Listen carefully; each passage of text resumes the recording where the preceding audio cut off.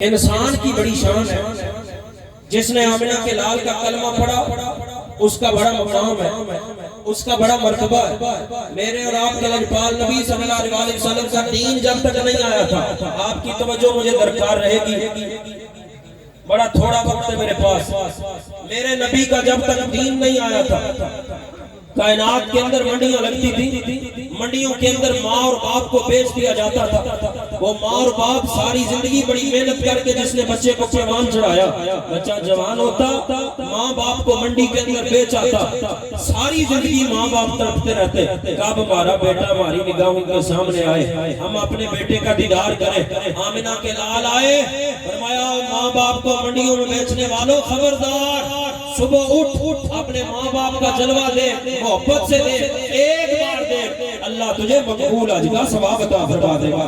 میرے نبی کی آمد سے پہلے بیٹیوں کو زندہ درگور کیا جاتا تھا۔ میں حضور کی رحمت پیش کر رہا ہوں آپ کے سامنے، بیٹیوں کو زندہ درگور کیا جاتا تھا۔ میرے نبی آئے، فرمایا میرا پاک پروردگار جنہوں 3 بیٹیاں عطا فرمائے، انہاں دی پرورش کرے، انہاں نو برا نہ جانے۔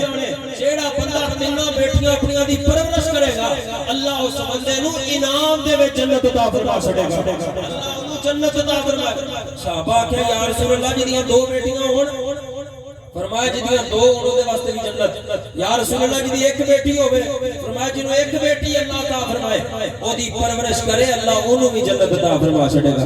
میرے نبی دی آمد تو پہلے بہناں نال بڑا برا سلوک کیتا جاندا سی۔ آمنہ دے لال نے بہن دی عظمت نو بیان فرمایا۔